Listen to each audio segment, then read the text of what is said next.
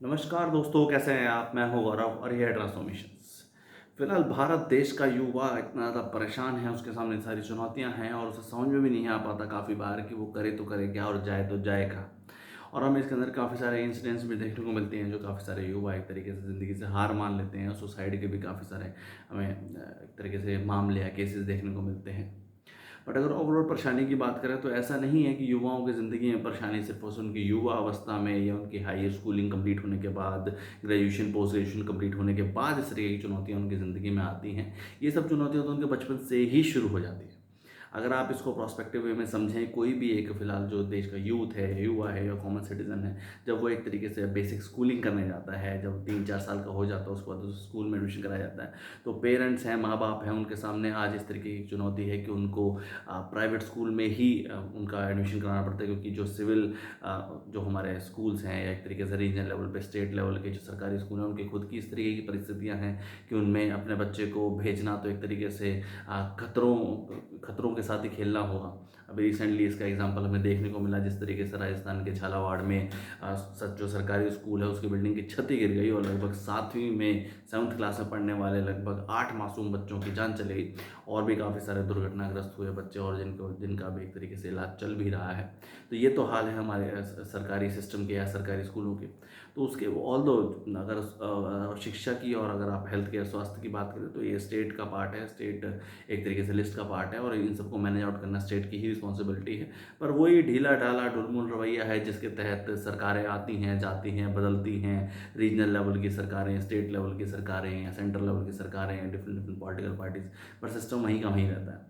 उसके बाद basic schooling इतनी ज़्यादा एक तरीके से स्कूली शिक्षा इतनी महंगी है, प्राइवेट स्कूलों की इतनी ज़्यादा फीसेस हैं, उन सबको भरते हुए माँ बाप एक बच्चों से थोड़ी सी उम्मीद रख लेते हैं कि चलो भाई ठीक है, आज जब पढ़ा रहे हैं, पढ़ेगा लिखेगा तो शायद इसकी कहीं नौकरी लग जाएगी, कहीं सेट हो जाएगा। उसके बाद उसी दौर में बस चलता रहता है। उसके बाद हायर स्कूलिंग शुरू हो जाती है, 11th 12th different different courses लेते हैं देश के युवा लोग या स्टूडेंट्स हैं, एस्पिरेंट्स हैं। उसके बाद कॉलेज वॉलेज में एडमिशन के लिए भी इतनी सारी सब चीज़ें चलती हैं, इतने डिफ़िकल्ट एग्ज़ाम्स हैं, सब चीज़ों को भी फेस करता है युवा। और इतना स्ट्रेस, टेंशन, प्रेशर, 24 घंटे का प्रेशर, और अगर ना अचीव कर पाए तो ज़िंदगी में और बहुत सारी दिक्कतें हैं। उसके बाद जाके ग्रेजुएशन पोस्ट ग्रेजुएशन कंप्लीट होती है, उसके बाद से फिर दोबारा दौड़ प्राइवेट नौकरी की या सरकारी नौकरी की दौड़। अब प्राइवेट नौकरी में भी इतनी ज़्यादा ऑप्शंस अवेलेबल नहीं हैं। स्टिल लोग अपनी अपनी कैपेबिलिटी से, एबिलिटी से शुरुआत करते हैं और कोशिश करते हैं कि एक अच्छी जॉब मिल सके, घर बाहर सेटल हो सके। एक तरीके से जो माँ बाप का भी सपना है कि मेरा बच्चा पढ़ लिख के प्रॉपर सेट हो जाए, स्टेबल हो जाए, आगे चल के घर परिवार बसाए, शादी करे, इस तरीके की परेशानियों के साथ। और उसके बाद जो युवा सरकारी नौकरी का सपना ले लें या ऐसी उम्मीद रखें कि वो सरकारी नौकरी उनकी लग जाएगी और उसके बाद वो एक सिस्टम का हिस्सा बन पाएंगे, सेट स्टेबल हो जाएंगे, सेट हो जाएंगे। उनकी ऐसी काफ़ी युवाओं की, एक्सपीरियंस की, स्टूडेंट्स की ऐसी इच्छा भी होती है देश सेवा की, तो वो काफ़ी सारे सेंट्रल लेवल के एग्जामिनेशन हैं जैसे कि यूपीएससी है, एसएससी है, उसमें जाना चाहते हैं। और उसके बाद फिर वही सिस्टम जो चालू हो जाता है, आप देख ही रहे हैं देश में पिछले 7-8-10 सालों से जो ये सिलसिले चल रहे हैं।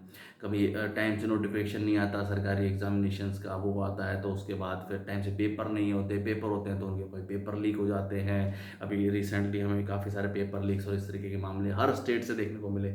ऐसा नहीं है कि कोई एक पर्टिकुलर स्टेट की बात हुई हो या इस तरीके से कोई ऐसा हुआ। हर तरीके के स्टेट से ही, भले वो राजस्थान हो, भले वो उत्तर प्रदेश हो, हरियाणा हो, पंजाब हो, हर तरीके से हमें देखने को मिले। और इस हमाम में कह सकते हैं सारी सरकारें ही नंगी हैं, इस हमाम में सभी नंगे हैं। ऐसा कोई नहीं कि किसी एक पर्टिकुलर किसी एक गवर्नमेंट की या सेंटर की या स्टेट लेवल की या रीजनल लेवल की पॉलिटिकल पार्टीज़ या उन सब के एडमिनिस्ट्रेशन में ऐसा है, सभी में हुआ है ऐसा।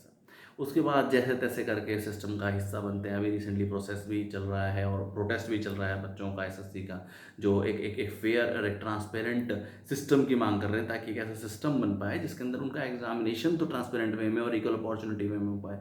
सरकारें या एक तरीके से ऑर्गेनाइजेशन जो इस तरीके की एसएससी बेस्ड ऑर्गेनाइजेशन हैं और भी इस तरीके से, वो एक ट्रांसपेरेंट एग्जाम भी नहीं ले पा रही हैं बच्चों का। देखिए ये तो परिस्थिति है, तो ऐसी परिस्थिति में युवा करे तो करे क्या और जाए तो जाए कहाँ। इस तरीके की इतनी गंभीर परेशानियां हैं। अब ये तो हुई सारी की सारी परेशानियां, हमें सॉल्यूशंस पे पहुंचना बहुत बहुत बहुत ज़्यादा ज़रूरी है।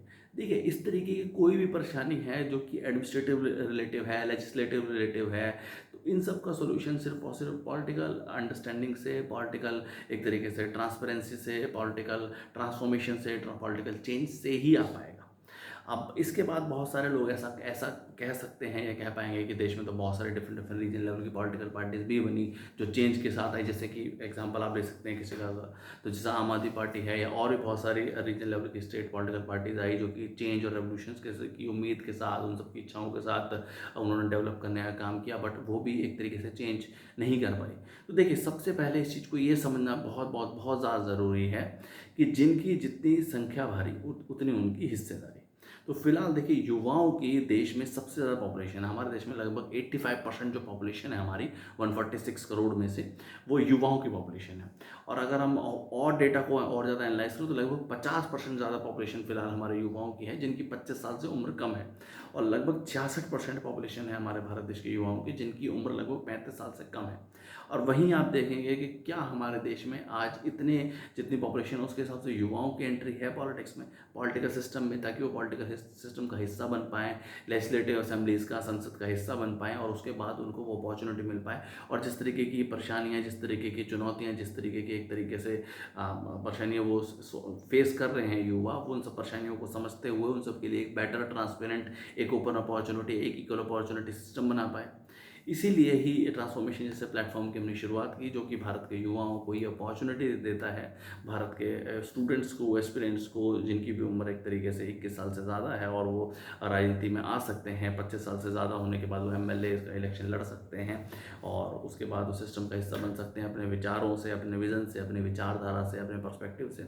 और सिस्टम का हिस्सा बन के जो जो परेशानियाँ उन्होंने फेस की हैं, वो सेम परेशानियाँ आगे आने वाली जो पीढ़ियाँ हैं उनको ना फेस करनी पड़े और एक better, transparent, equal opportunity system वो बना सकें अपने एक तरीके से अनुभव से जो उन्होंने फेस किया है। और ओवरऑल जो सिस्टम है उसमें भी जिस तरीके का करप्शन है, ओवरऑल जो एक तरीके से मनी मसल पार जो एक विशियस सर्कल है कि पैसे सत्ता, सत्ता से पैसा, उस सिस्टम में भी चेंज आ सके और ओवरऑल देश की प्रगति की ओर जा सके। तो इसीलिए हमारा ट्रांसफॉर्मेशन जैसा प्लेटफॉर्म बनाने का जो मेन मकसद है वो यही है। और शुरुआत से ही मेरा ये एक तरीके से मेरा एम भी है, ये मेरा विज़न भी है कि भारत के युवाओं को ज़्यादा अपॉर्चुनिटी मिलनी बहुत ज़्यादा ज़रूरी है, क्योंकि युवा ही युवा की परेशानी समझता है कि किस तरीके की वो परेशानी फेस कर रहे हैं या क्या है, या किस तरीके की परेशानियों से वो अब तक अपनी ज़िंदगी जी के आया है या ग्रो करके आया है, और उसके घर परिवार ने, एक मिडिल क्लास परिवार ने किस तरीके की परेशानियाँ सही हैं उनके एजुकेशन को लेके, उनके हेल्थ केयर को लेके और इस तरीके की चीज़ों को लेके। तो हमारा जो प्लेटफॉर्म है इसका मेन मकसद सिर्फ और सिर्फ युवाओं को एक इक्वल अपॉर्चुनिटी, एक ट्रांसपेरेंट अपॉर्चुनिटी देना है ताकि वो इंडियन पॉलिटिकल सिस्टम का हिस्सा बन सके। और इस तरीके की जितनी भी चुनौतियाँ हैं, जितनी भी परेशानियाँ हैं, वो सिर्फ और सिर्फ हेल्थ केयर और एजुकेशन की बात नहीं, ओवरऑल सिस्टम की जितनी परेशानियाँ हैं उनका एक बेहतर सोल्यूशन, एक बेहतर स्ट्रेटेजिक वे में उनको सॉर्ट आउट कर सके और देश की प्रगति कर सके। जय हिंद, जय भारत।